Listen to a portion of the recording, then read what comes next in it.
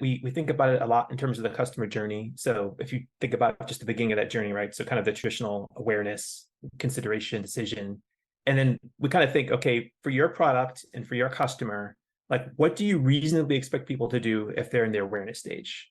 It's likely not going to be purchase. Okay. So what are you expecting to do? Is it to subscribe? Is it to look at a product page? Like what is the action that you're reasonably expecting to take at that stage? And then the same thing, consideration. What's the reasonable action? And then ultimately, of course, decision is purchase. And then that way you kind of break it into digestible pieces, right? And now when you're looking at like awareness campaigns, it's like, okay, what are you trying to drive them to do? Well, if I can at least get them to subscribe, then I've accomplished something. Great. Then that's optimized to that. Okay, now someone has subscribed. Now, how do we move them through that consideration phase? Okay, well, we're going to nurture them. Okay, well, how do we want them interacting with these emails? Where do we want them clicking through to? What action do we want them to take? Well, if I can, at least get them to wish list something or add something to their cart, then that's a win. Great. Okay, that's optimized to that.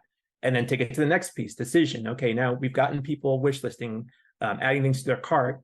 What are the activities that we're engaging in to get them to go all the way through and actually hit that purchase button, right? So let's break this into phases, into smaller actions, because that's what people do.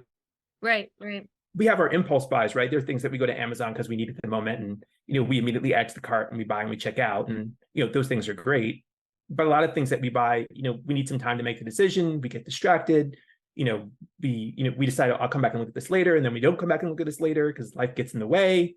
There's all kinds of things that happen that's like, well, if we can get the small wins, but we can put them in the right order and get those wins to add up, that will ultimately lead to the big win.